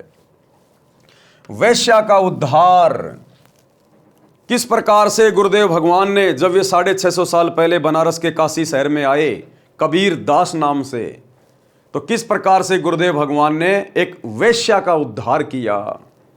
कैसे उस वैश्या ने गुरुदेव के सत्संग सुने और किस प्रकार उस वैश्या को अपने उन कुकर्मों से आत्मग्लानि हुई और सतगुरु की शरण में आकर उसने अपने जीवन को धन्य किया। यानी परमात्मा वैश्या का भी उद्धार कर देते हैं। यानी गंदे से गंदे कर्म करने वाला, घटिया से घटिया कर्म करने वाला भी यदि ज्ञान को समझकर सतगुरु की शरण में आ जाए और सतगुरु के बताए अनुसार भक्ति करना शुरू कर दे, तो गुरुदेव ऐसे पतित पावन का भी उद्धार कर देते हैं। तो सतगुरु ऐसे पतितों का भी उद्धार कर देते हैं। सत्संग सुनने से जीवन सुधर जाता है। परमेश्वर कबीर जी रात्रि में घर घर में सत्संग करते थे, दिन में अपने निर्वाह के लिए सब श्रोता तथा कबीर जी कार्य करते थे। 650 साल पहले परमात्मा खुद जुलाहे का कार्य किया करते थे, कपड़े बुनने का कार्य किया करते थे। तो दिन में अपना कार्य करते थे और ज़्यादातर रात्रि में सत्संग किया करते थे, क्योंकि रात्रि में सब फ्री होते थे। एक रात्रि में सत्संग चल रहा था। थोड़ी दूरी पर काशी शहर की प्रसिद्ध वेश्या चंपाकली का आलीशान मकान था। उस रात्रि में वेश्या को ग्राहकों का टोटा था, जिस कारण से इंतजार में जाग रही थी। उसको परमात्मा कबीर जी के मुख कमल से प्रिय अमृतवाणी सुनाई दी। सत्संग में बताया गया कि मानव यानी स्त्री या पुरुष का जीवन बड़े पुण्यों से प्राप्त होता है। जो स्त्री पुरुष भक्ति नहीं करते, दान सेवा नहीं करते, वे परमात्मा के चोर हैं। गीता अध्याय 3 श्लोक 12 में भी कहा है कि जो व्यक्ति परमात्मा से प्राप्त धन का कुछ अंश दान धर्म में लगाए बिना ही पेट भरता रहता है, वह तो परमात्मा का चोर ही है। जो मानव चोरी, डकैती, ठगी, वैश्यागमन करते हैं, वे महाअपराधी हैं। जो स्त्रियां वैश्या का धंधा करती हैं, वे भी महाअपराधी हैं। परमात्मा के दरबार में उनको कठिन दंड दिया जाएगा। मानव जीवन शुभ कर्म करने तथा भक्ति करने के लिए प्राप्त होता है। अब वो बेटी, वो बहन वहां बैठकर अपने घर की छत पे और रात्रि के समय शांत माहौल में सत्संग सुन रही थी। और परमात्मा ने बताया, कबीर चोरी जारी वैश्यावर्ती कभू न करियो कोई, पुण्य पाई नर देही ओछी ठोर न खोई। शब्दार्थ, हे मानव, चोरी जारी यानी पर स्त्री गमन, वैश्यावर्ती यानी पर पुरुषों से धन के लोभ में स्त्री का संभोग करना कोई भी ना करना। ये मानव शरीर स्त्री या पुरुष का बहुत पुण्य से प्राप्त हुआ है। इससे पाप कार्यों को करके गलत स्थान पर जाकर नष्ट मत कर, शुभ कर्म कर, गुरु धारण करके अपना कल्याण करवाओ। मानव शरीर प्राप्त प्राणी को चाहिए कि सर्वप्रथम पूर्ण गुरु की शरण में जाकर दीक्षा प्राप्त करे। आधे अधूरे गुरुओं की शरण में जाने से, भक्ति करने से, दान धर्म करने से आपकी आत्मा का कल्याण नहीं हो सकता। आपके प्रारब्ध में, आपके भाग्य में जो संकट आने हैं वो नहीं कट सकते। ये कार्य केवल परम संत कर सकता है, दूसरा धरती पे कोई नहीं कर सकता। मानव शरीर प्राप्त प्राणी को चाहिए कि सर्वप्रथम पूर्ण गुरु की शरण में जाकर दीक्षा प्राप्त करे, और एक समय में पृथ्वी पर केवल एक ही पूर्ण गुरु होता है। फिर आजीवन गुरुजी की मर्यादा में रहकर साधना तथा सेवा दान धर्म करता रहे, अपना दैनिक कार्य भी करे, परंतु सारी बुराई त्याग दे। यानी बुराइयों से मतलब है किसी भी प्रकार का नशा ना करे, मांस वगैरह ना खाए, कोई जीव हत्या ना करे, अन्य किसी भी देवी देवता की पूजा पाठ ना करे, किसी भी मंदिर में, मस्जिद में, चर्च में, गुरुद्वारे में भक्ति के भाव से ना जाए कि यहां पर भगवान बैठा होगा और मुझे कुछ लाभ हो जाएगा। जैसा गुरुदेव भगवान कहें केवल उतना ही करना होता है। जो भक्ति क्रिया गुरुदेव बताएं केवल वही करनी होती है। ये ज्योतिष वातिष के चक्कर में पड़ना, पंडित मुल्लाओं के चक्कर में पड़ना, अपना भविष्य दिखाना, ये बिल्कुल भी नहीं करना। शादी विवाह के अंदर जो पाखंड करते हैं, आडंबर करते हैं, दुनिया भर का लोग दिखावा करते हैं, ये बिल्कुल भी नहीं करना। तो जब आप सतगुरु रामपाल जी परमेश्वर जी से नाम दीक्षा लोगे, आपको कुछ नियम बताए जाएंगे। शुरुआत में 21 नियम, आपने उन 21 नियमों का पूर्णतया मर्यादा में रह के पालन करना होता है। उसके बाद देखो सतगुरु के हाथ धर्मराज के दरबार से अपने भगत को छीन के ले आएगा। सतगुरु इतना सक्षम है। अपना दैनिक कार्य भी करे परंतु सर्व बुराई त्याग दे, उसका कल्याण अवश्य होता है। अध्यात्म ज्ञान के अभाव में मानव, स्त्री पुरुष केवल धन उपार्जन को अपना मुख्य लक्ष्य बनाकर जीवन सफर को तय करता है। यदि आपके पास अरब खरब तक धन संपत्ति है तो आपने पूरे जीवन में अटपट छल कपट करके संग्रह की है और अचानक मृत्यु हो जाती है। सारे जीवन का जोड़ा धन तो यहीं रह गया, साथ तो शरीर भी नहीं गया, साथ गए तो वे पाप जो पूरे जीवन में उस धन के संग्रह में हुए थे। काया तेरी है नहीं, माया कहां से होए, गुरु चरणों में ध्यान रख इन दोनों को खोए। कि है नादान प्राणी, ये शरीर भी तेरा नहीं है, ये भी तेरे साथ नहीं जाएगा। फिर जो तूने धन जोड़ रखा है, जो माया का तूने संग्रह कर रखा है, भला वो तेरे साथ कैसे जाएगी? इस बात पे ठंडे दिमाग से विचार कर। और कहते हैं गुरु चरणों में ध्यान रख इन दोनों को खोए। केवल उतना ही उपार्जन कर जिससे तेरा भरण पोषण हो जाए, तेरी आवश्यक इच्छाओं की पूर्ति हो जाए। कबीरा सब जग निर्धना, धनवंता ना कोय, धनवंता सो जानिए जा पे राम नाम धन होए। परमात्मा कह रहे हैं इस संसार में जिसके पास पूर्ण गुरु की पूर्ण भक्ति नहीं है, वो धनी होकर भी निर्धन है, निर्धन। कबीरा सब जग निर्धना, धनवंता ना कोई। क्योंकि परमात्मा के दरबार में भक्ति धन देखा जाएगा, ये सांसारिक धन नहीं चलता। अरे पाकिस्तान का पैसा हिंदुस्तान में नहीं चलता, हिंदुस्तान का पैसा अमेरिका में नहीं चलता, तो यहां का ये नकली पैसा परमात्मा के दरबार में कैसे चलेगा? उस परमात्मा की करेंसी है भक्ति धन। तो कहते हैं कबीरा सब जग निर्धना, धनवंता ना कोई, धनवंता सो जानिए जिसके पास राम नाम धन होए। अब ये राम नाम का धन क्या है? राम का जिक्र आते ही हमारा दिमाग जाएगा दशरथ पुत्र रामचंद्र जी, श्री राम, जय जय राम। वो तो केवल उसके शरीर का नाम था, राम केवल उसके शरीर की पहचान थी। असल में राम कौन है? जो रामचंद्र जी से भी पहले था। कहते हैं राम राम सब जगत बखाने, आदि राम कोई बिरला जाने। अरे श्री रामचंद्र जी से पहले भी तो इंसान थे।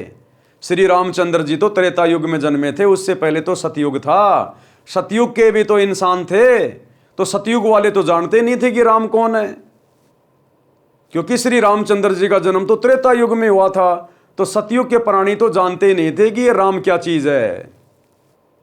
तो यहां पर जो राम शब्द है ये उस कबीर परमात्मा का उपमात्मक नाम है, शक्ति बोधक नाम है। राम, राम यानी वो मालिक, वो अल्लाह, वो खुदा, वो भगवान, वो गॉड।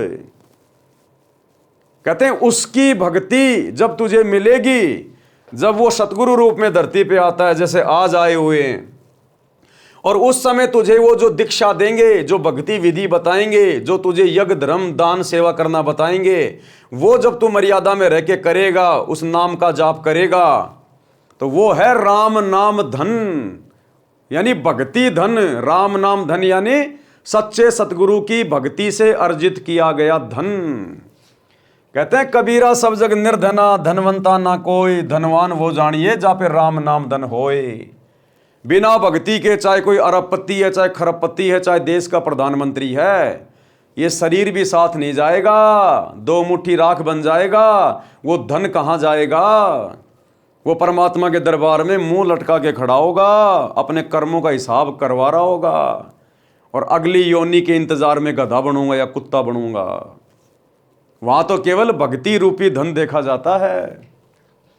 भावार्थ, जिस काया को यानी शरीर को रोग मुक्त कराने के लिए मानव अपनी संपत्ति को भी बेचकर उपचार कराता है, कहा है कि काया भी आपके साथ नहीं जाएगी, माया की तो बात ही क्या है।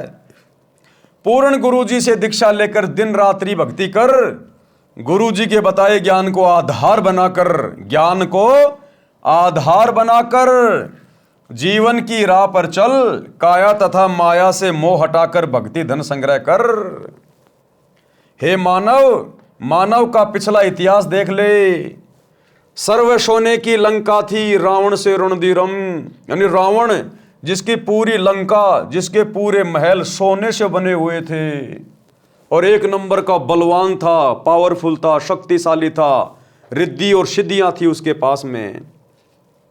सर्व सोने की लंका थी, रावण से रणधीरम, एक पलक में राज नष्ट हुआ, जम के पड़े जंजीरम।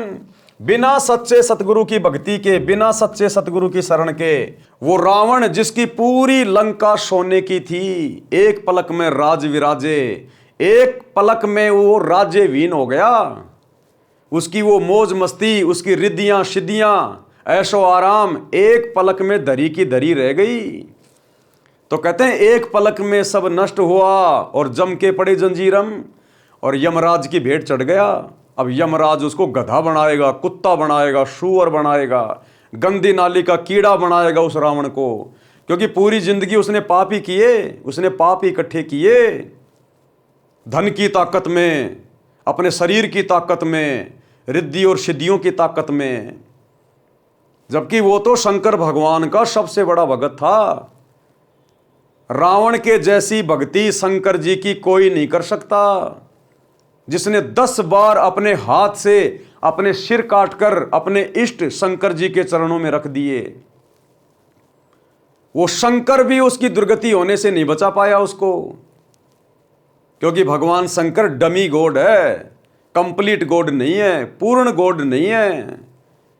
ये कर्मों से अधिक नहीं दे सकते, जितना किया है उतना ही दे सकता है। ये अपने भगत को सद्बुद्धि नहीं दे सकते, क्योंकि ये तीनों भगवान खुद दुर्बुद्धि के शिकार हैं, काल के अधीन हैं। तो भगवान शंकर की भक्ति रावण जैसी कोई नहीं कर सकता। और जब उसकी ऐसी दुर्गति से कुत्ते वाली मौत हुई, तो वर्तमान के शंकर जी के भगत समझ लेना, वही विचार कर लेना तुम्हारे साथ में क्या बनेगी, इस जन्म में नहीं तो किसी अगले जन्म में। ये पीछा छूटेगा केवल पूर्ण गुरु की शरण में आकर सतभक्ति करने से, अन्यथा इंसान को सद्बुद्धि भी नहीं आ सकती। सद्बुद्धि क्या होती है? अरे भगवान शंकर को खुद को सद्बुद्धि नहीं भाई। आपने सुख सागर पढ़ा होगा, किस प्रकार से काम वासना से प्रेरित होकर और मोहिनी के पीछे पीछे जंगल में चल दिए। भगवान शंकर का वीर्यपात हो गया, इतने काम वासना में आरूढ़ हो गए। तो जब इन भगवानों को खुद सद्बुद्धि नहीं है, खुद ये काल प्रेरणा से दुर्बुद्धि के शिकार हैं, ये काल की कठपुतली बनकर कार्य कर रहे हैं, कठपुतली बनकर, तो इनकी भक्ति करने से भला आप और हमारा क्या उद्धार होगा? आप और हमारे संस्कार कैसे परिवर्तित हो सकते हैं? आप और हम कैसे मोक्ष प्राप्त कर सकते हैं? जबकि आज के लोगों के पास तो श्री शंकर जी की भक्ति की विधि भी नहीं है। अरे रावण तो विधि विधान से भक्ति करता था, डायरेक्ट जाके शंकर जी से मिलके आता था। आज के लोगों के पास तो सिवाय शंकर भगवान के नाम पर सुल्फा पीने के अलावा बम बम बम बम करने के अलावा नाम भी बिगाड़ दिया शंकर जी का, बम बम बम बम। अब बम तो फटेगा भैया, बम को जब आग लगेगी तो बम तो फटेगा, और फटेगा तो नुकसान ही करेगा। तो वर्तमान में तो धरती पर काल उपासना करने वालों के पास में श्री शंकर जी, श्री ब्रह्मा जी, श्री विष्णु जी की यथार्थ भक्ति भी नहीं है। तो सोचिए आम प्राणियों का क्या होगा जब रावण की ऐसी दुर्गति हुई, कुत्ते वाली मौत को प्राप्त हुआ, और फिर 84 लाख योनियों में गया, कहीं गधा कुत्ता सुअर बन के घूम रहा होगा। इसलिए आज मौका है, अगर आपको ब्रह्मा विष्णु महेश तक की भी सही साधना करनी है और यहीं पर आपको गधा कुत्ता सुअर बनना है, तो भी आपको सतगुरु रामपाल जी से उपदेश लेना पड़ेगा। क्योंकि वर्तमान में इनके अलावा पृथ्वी पर ना तो कोई 3 लोक की भक्ति देने का अधिकारी है और ना कोई सतलोक की भक्ति देने का अधिकारी है। तो गुरुदेव कहते हैं, सर्वे सोने की लंका थी, रावण से रणधीरम, एक पलक में राज नष्ट हुआ, जम के पड़े जंजीरम। गरीब भक्ति बिना क्या होत है, भ्रम रहा संसार, रति कंचन पाया नहीं, रावण चलती बार। कि बिना भक्ति के ये पूरी दुनिया भ्रमणा में भटक रही है। वो रावण, उसके जैसी भक्ति तुम नहीं कर सकते। कहते हैं जाते समय मरते समय एक रति भर भी सोना लेके नहीं जा सका। तो फिर आजकल के युवा लड़के युवा लड़कियां बिना ज्ञान के हैं 5,000 रुपए का चांदी का ब्रासलेट बना लिया, दिन में 3 बार हला ला के दिखाएंगे दुनिया को। छोटी मोटी 1,000-2,000 की कोई कानों में पहन ली, या बहुत बड़ा कोई धनवान होगा तो आजकल जैसे सोशल मीडिया पे देखते हैं हम, 2-4 किलो सोना अपने गले में सर्पों की तरह लटका के घूमते रहते हैं, दिखाते रहते हैं। कहते हैं रावण की बिल्डिंग, रावण का महल 48 किलोमीटर ऊंचा था, 48 किलोमीटर ऊंचा। वो एक रत्ती भर भी नहीं लेके जा सका, पूरा का पूरा सोने का था, वो पूरा का पूरा सोने का। अब मन में शंका पैदा हो जाएगी, रावण का महल 48 किलोमीटर लंबा कैसे हो सकता है? भैया सतयुग में 100 से 150 फुट के व्यक्ति थे, 100 से लेकर 150 फुट के व्यक्ति। और आज आप सब देख रहे हैं दुनिया की सबसे ऊंची बिल्डिंग कहाँ है? आप सब बता दोगे, दुबई में है। क्या नाम है? बुर्ज खलीफा नाम है। कितनी ऊंची है? 1 किलोमीटर ऊंची है, 1 किलोमीटर ऊंची। और आज आदमी की हाइट कितनी है? एवरेज हाइट लेके चलते हैं 5.5 फुट। आज इंसान की हाइट है 5.5 फुट, और बिल्डिंग कितनी ऊंची बना दी आज? 1 किलोमीटर ऊंची। तो रावण की हाइट थी 150 फुट उस समय सतयुग में, सभी की 100 फुट 150 फुट। तो उनकी हाइट के हिसाब से 48 किलोमीटर की बिल्डिंग कोई ज्यादा ऊंची है क्या?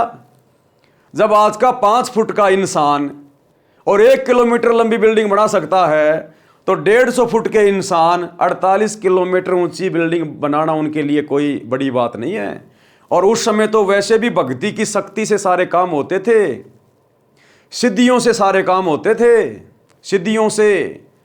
आजकल हम लोग विज्ञान का सहारा लेके लिफ्ट लगा के ऊपर जाते हैं, रावण अपनी सिद्धि शक्ति से जाता था उड़ के।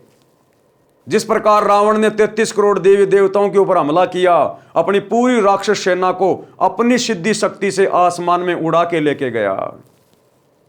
तो भैया जब आपको ये सत्संग सुनने को मिलेंगे सतगुरु रामपाल जी के, तब आपको पीछे का इतिहास भी याद आएगा, आपको पता चलेगा। आजकल बस हम अपने आसपास किसी को 5 फुट का, 6 फुट का, ज्यादा ज्यादा कोई 7 फुट का एक आधा, हम सोच लेते हैं ओ हो दुनिया का सबसे लंबा आदमी। रावण के पैर की जूती भी बड़ी थी आज के 8 फुट के इंसान से। रावण के पैर की जूती की लंबाई भी आज के 10 फुट के इंसान से बड़ी थी। तो भैया भक्ति इतिहास को हम लोग भूल चुके हैं। सतगुरु रामपाल जी के सत्संग सुनना शुरू कर दीजिए। दाना दाना गिन रखा गुरुदेव ने, प्रमाणित हुआ भाई नहीं, प्रमाणित। तो कहते हैं आज के इंसान के पास तो है ही क्या, हद मार के किसी के पास में 2 किलो होगा, 3 किलो होगा। रावण की तो 48 किलोमीटर ऊंची बिल्डिंग पूरी सोने की थी, और वो सुई की नोक जितना भी मरने के बाद साथ नहीं लेकर जा सका। तुम किसके भरोसे बैठे हो? अगर वास्तव में कोई भक्ति धन है, असली कोई सोना है, असली चांदी है, तो सतगुरु रामपाल जी की भक्ति है, यही धन हमारे साथ जाएगा। भावार्थ, संत गरीबदास जी ने भी इसी बात का समर्थन किया है कि भक्ति बिना जीव को कोई लाभ नहीं होता। माया जोड़ने के लिए आजीवन भटकता रहता है। श्रीलंका के राजा रावण के पास अनंत धन, सोना आदि था, परंतु संसार त्याग कर जाते समय 1 ग्राम सोना भी साथ नहीं ले जा सका।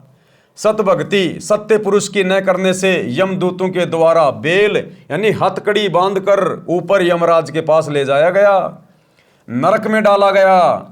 इसलिए हे मानव, अशुभ कर्मों से डर, सत्य भक्ति गुरु धारण करके कर, तब तेरा पीछा छूटेगा। नहीं तो दुर्गति दुर्गति है, यहां भी और शरीर छूटने के बाद ऊपर भी। शंका समाधान करते हुए परमेश्वर कबीर जी ने सत्संग में बताया कि आध्यात्मिक ज्ञान के न होने के कारण अच्छे व्यक्तियों से भी पाप हुए। जब उन्होंने सत्संग सुना तो सर्व अपराध त्याग कर भक्ति करके अपना कल्याण कराया है। परमात्मा कबीर जी ने बताया कि मेरे पास साधना के वे यथार्थ मंत्र हैं जो सर्व पापों को नष्ट कर देते हैं। यानी वो गणिका, वो वैश्या बहन जो अपने घर की छत पे बैठ के सत्संग सुन रही थी, परमात्मा उसी आत्मा को टारगेट कर रहे थे, क्योंकि मालिक जानी जान है, अंतर्यामी है, किस आत्मा को किस समय और किस तरह से अपने शरण में लेना है। तो परमेश्वर उस आत्मा को टारगेट करके सत्संग सुना रहे थे। तो क्या बोले परमात्मा कि परमात्मा कबीर जी ने बताया कि मेरे पास साधना के यथार्थ यानी सच्चे मंत्र हैं जो सभी पापों को नष्ट कर देते हैं और पुण्य बच जाते हैं। जैसे वर्तमान में वैज्ञानिकों ने ऐसी औषधि खोजी है जो खेती में डालने से घास व खरपतवार को नष्ट कर देती है, फसल सुरक्षित रहती है। ये मंत्र मैं अपने लोक से लेकर आया हूँ। क्या कहा परमात्मा ने, कबीर जी ने, जो 650 साल पहले सतगुरु रूप में आए थे, कि भक्ति के ये सतमंत्र मैं अपने लोक यानी सतलोक से लेके आया हूँ। सोहम शब्द हम जग में लाए, सार शब्द हम गुप्त छुपाए। सोहम नाम का जो मंत्र है, ये मंत्र यहाँ इस पृथ्वी पर किसी भी धर्मशास्त्र में आपको लिखा हुआ नहीं मिलेगा, सिवाय कबीर परमात्मा के। और कबीर परमात्मा से परिचित जितने भी संत हुए हैं, उसके बाद उन्होंने अपने जो ग्रंथ लिखे हैं, जैसे आदरणीय नानक जी जो कबीर जी के शिष्य थे, नानक जी के ग्रंथ में आपको सोहम शब्द का जिक्र मिलेगा। आदरणीय गरीबदास जी जो कबीर परमात्मा के शिष्य थे, उनके सदग्रंथ साहिब में आपको इस मंत्र का जिक्र मिलेगा। आदरणीय दादू जी के ग्रंथ में, उनकी वाणियों में आपको इन मंत्रों का जिक्र मिलेगा। अन्यथा जितने भी धर्म ग्रंथ हैं, हिंदुओं के 4 वेद, गीता जी, मुसलमानों की कुरान मजीद, कुरान शरीफ, तौरेत, जबूर, इंजल, ईसाइयों की बाइबल, आपको कहीं भी सोहम शब्द नहीं मिलेगा। ये सोहम शब्द कबीर परमात्मा इस काल के 21 ब्रह्मांड में लेके आए। सोहम शब्द हम जग में लाए, सार शब्द हम गुप्त छिपाए। शब्दार्थ ऊपर किया है। ऋग्वेद मंडल 9 सूक्त 95 में मंत्र 2 में भी प्रमाण है कि परमात्मा इस संसार में प्रत्यक्ष प्रकट होकर, प्रत्यक्ष प्रकट कैसे होते हैं? सतगुरु रूप में। क्योंकि कबीर परमेश्वर स्वयंभू हैं, वे किसी माँ के गर्भ से जन्म नहीं लेते। उनकी लीला अजब गजब होती है। नामा और रैदास रसीला, कोई न जाने अवगत की लीला। वे स्वयंभू हैं, माँ के गर्भ से जन्म लेके नहीं आते, लेकिन सांसारिक दिखावे में ऐसी लीला करते हैं कि जैसे ये एक स्त्री और पुरुष के सहयोग से जन्म लेकर आए हैं। प्रत्यक्ष प्रकट होकर अपनी अमृतवाणी द्वारा मुक्ति के सत्य मार्ग की प्रेरणा करता है। वह परमात्मा सब देवों का देव यानी सर्व का मालिक भक्ति के गुप्त नामों का आविष्कार करता है। यदि कोई महापापी भी है, सत्य साधना करने लग जाता है और भविष्य में कोई पाप नहीं करता है, तो उसके सारे पाप समाप्त हो जाते हैं। भक्ति करके अपना कल्याण करा सकता है। अब ये सारी बातें वो गणिका बहन, वो वैश्या बहन बैठी बैठी सुन रही थी। उसको तो धक्का सा लगा, झटका सा, कि मैंने तो पूरी जिंदगी कोरे पाप कमाए हैं, हे भगवान मेरा क्या ठिकाना होगा। वो आत्मा बेचैन हो गई।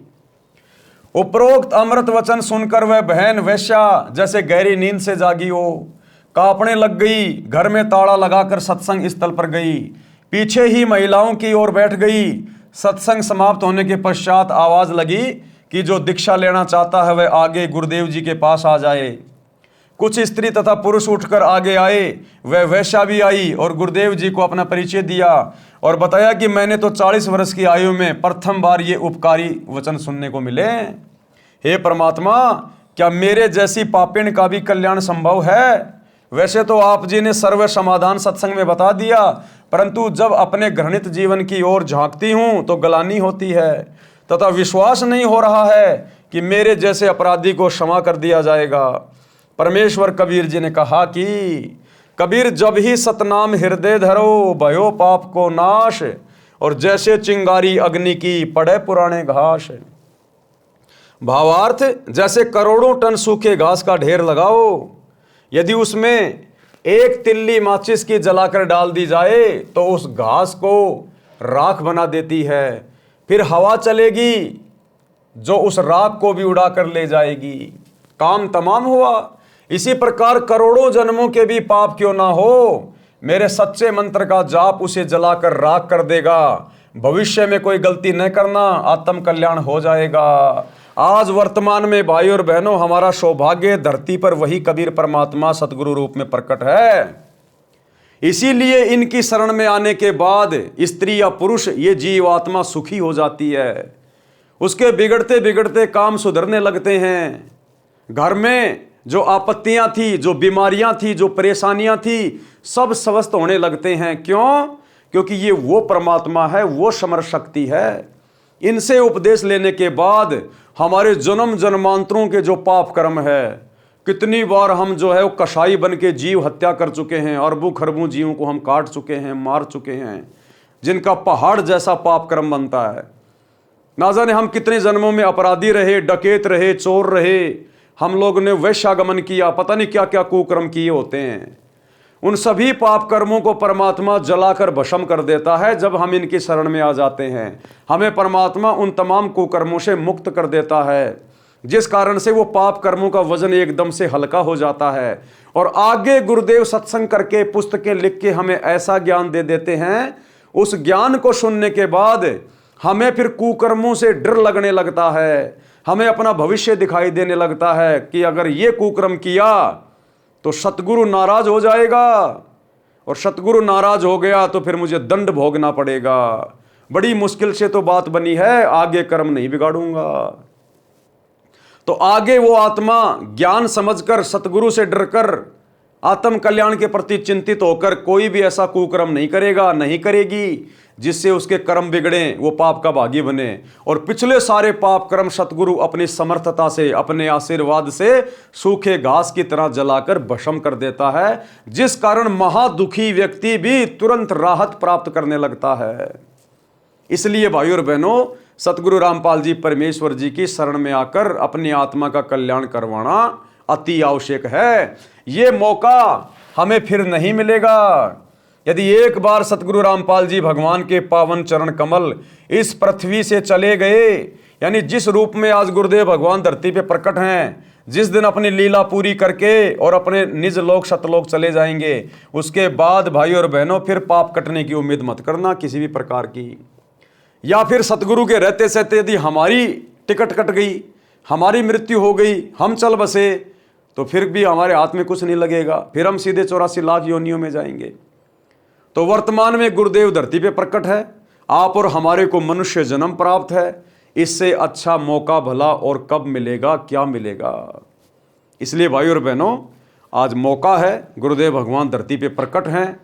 ये गोल्डन चांस है, गोल्डन चांस। चारों युगों में केवल यही वो समय है जब आत्माएं अपना आत्म कल्याण करवा पाती हैं। सतयुग में भक्ति तो इंसान करता है, लेकिन यह सत भक्ति नसीब नहीं होती। द्वापर और त्रेता में भी इंसान भक्ति करता है, लेकिन यह सच्चे सतगुरु वाली भक्ति नसीब नहीं होती।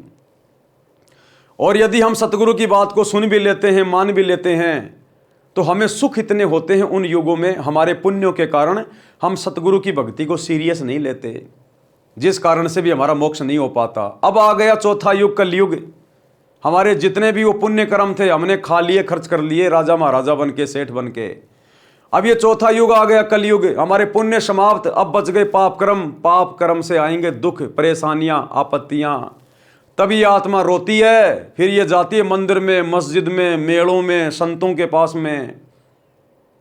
और काल ने जगह जगह नकली संत बैठा रखे, नकली संत ठग बैठा रखे, पाखंडी, शास्त्र विरुद्ध साधना बताने वाले लाखों, और एकमात्र सच्चे परमात्मा की सत भक्ति बताने वाले एकमात्र सतगुरु रामपाल जी भगवान। तो भाई इनकी शरण में वही आ पाएगा जो पूर्व जन्मों का संस्कारी होगा। परमात्मा कहते हैं सकल पदार्थ है जगमाही, कर्म हीन नर पावत नाई, भाग्य बिना नर पावत नाई। तो भाई अरबों खरबों की जनसंख्या में से कोई भाग्यवान आत्मा होगी जो सतगुरु के सत्संग सुनकर इनकी शरण में आकर और इस काल के भयंकर जाल से अपना पीछा छुड़वाएगी। तो वर्तमान में मौका है, आपको मनुष्य जन्म प्राप्त है और सतगुरु धरती पर प्रकट है सत भक्ति लेकर। भयंकर दाव है, भयंकर दाव। ये कोई योग या संयोग नहीं है।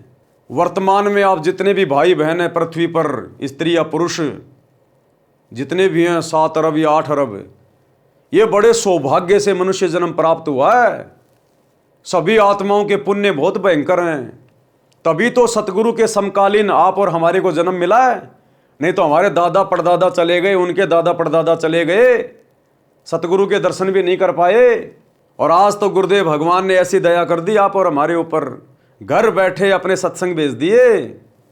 जेब से मोबाइल निकालो, यूट्यूब पे जाके सर्च करो, सत्संग सतगुरु रामपाल जी भगवान, सृष्टि रचना सतगुरु रामपाल जी भगवान।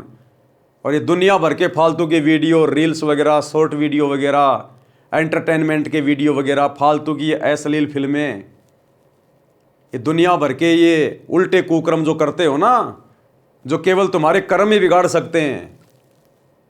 थोड़ा थोड़ा समय निकाल के सतगुरु के सत्संग सुनना शुरू कर दो। परमात्मा धरती पे आया हुआ है, परमात्मा। ये बातें उस समय तुम्हारे दिल में घर करेंगे जब एक बार सत्संग सुनना शुरू करोगे। ज्ञान से ही ज्ञान होता है, ज्ञान से ही ज्ञान। आंखें मलते रह जाओगे फिर अगर ज्ञान समझ में आ गया तो कि ये भगवान कहां अंधेरे में सो रहे थे। अगला जन्म गधे कुत्ते सूअर का था अगर सतगुरु रामपाल जी की शरण में नहीं आ जाते तो भाई और बहनों, समझदार होगा वो तो विचार करेगा, बुद्धि विवेक से काम लेगा। जिस चिंतन मनन के लिए, सोचने विचारने के लिए परमात्मा ने हमें ये बुद्धि दी है, ये मनुष्य जन्म दिया है, जानवरों से अधिक हमारे को ये बुद्धि दी है, वो तो इस बुद्धि का सदुपयोग करेगा गुरुदेव के सत्संग सुन के। अन्यथा वही जानवरों वाले कर्म करता करता, बच्चे पैदा किए, बच्चों का पालन पोषण किया, खाया पिया, मौज मस्ती मारी, और अंत समय में किसी टायर के नीचे आके फूट के मर गया, या किसी हॉस्पिटल में किसी बीमारी से तड़प तड़प के मर गया। वो तो वही कर्म करते हुए जाएगा संसार से जो जानवर करते हुए जा रहे हैं। तो उसमें जानवर में तो फिर कोई अंतर नहीं हुआ, अगले जन्म में फिर उसको जानवर ही बनना है। लेकिन यदि आप समझदार हैं तो गुरुदेव के सत्संग सुनना शुरू कर दें और अपने इस अनमोल मनुष्य जन्म को, जो यहाँ की किसी भी संपत्ति से जिसको तोला नहीं जा सकता, इतना कीमती है ये। अगर हीरे का पहाड़ भी एक तरफ रख दिया जाए और ये मनुष्य जन्म दूसरी तरफ रख दिया जाए तो इस मनुष्य जन्म का वजन ज़्यादा है उस हीरे के पहाड़ का नहीं, क्योंकि हम इससे अपना आत्म कल्याण करवा सकते हैं। सतगुरु के साथ विमान में बैठ के शतलोक जा सकते हैं। तो भाई और बहनों, आज के वीडियो में हम केवल इतना ही लेंगे।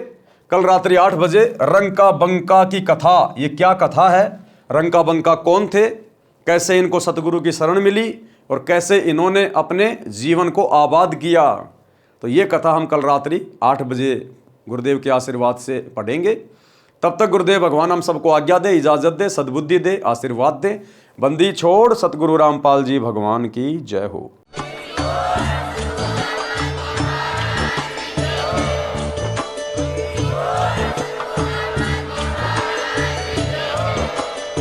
भाई जो गुरु वचन पे डट गे, कट गे फंद 84 के, कट गे फंद 84 के, कट गे फंद 84 के।